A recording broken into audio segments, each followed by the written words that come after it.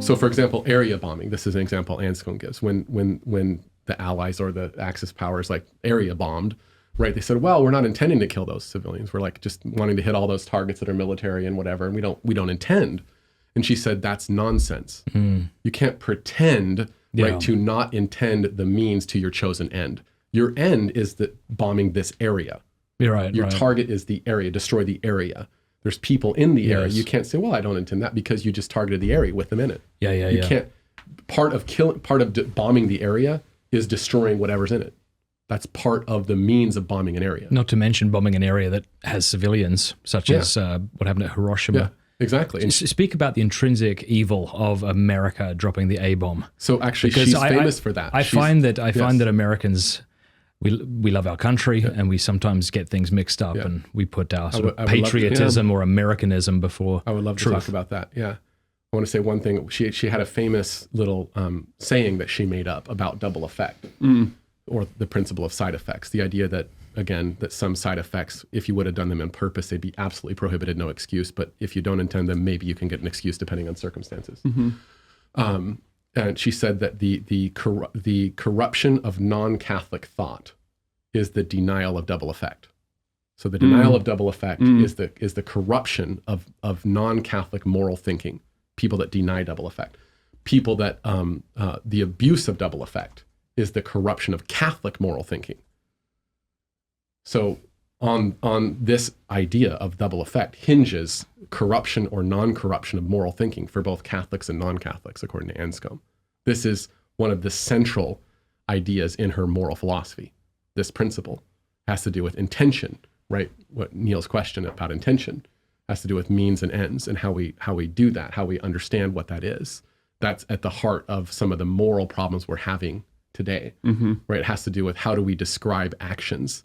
The thing that she was doing was trying to say, well, there's certain action descriptions that we use. So which descriptions are true? Say I give you a video and there's a man with a shovel, right? And he's like putting it in dirt, right? And I play this game in my class. I said it's an action description game.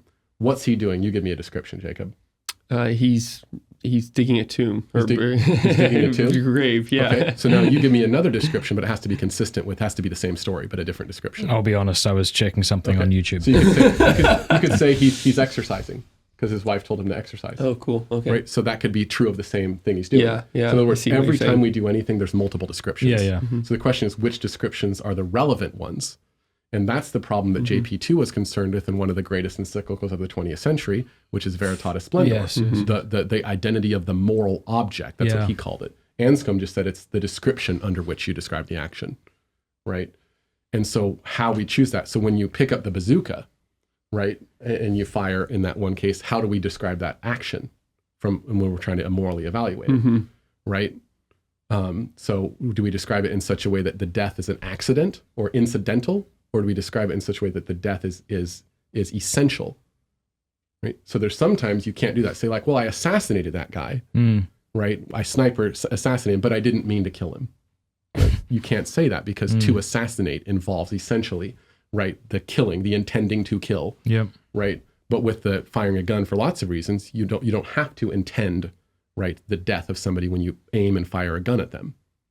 Right? Yep. You may not. And sometimes it's hard to tell in circumstances, but the point is there is a difference. Okay? Yeah.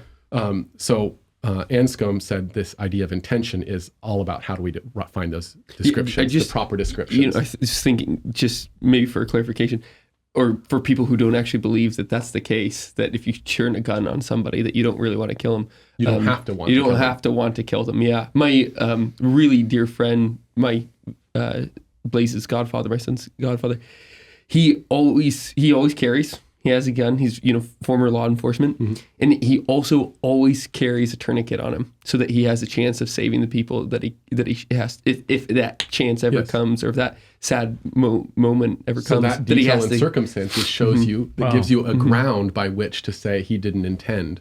Yeah. Right. So sometimes we have to know the circumstances and the person and what they thought in their history and what they were going to do and what they said to people to determine, like in a law court, what were they intending? If you like that clip, be sure to like and subscribe. Cheers.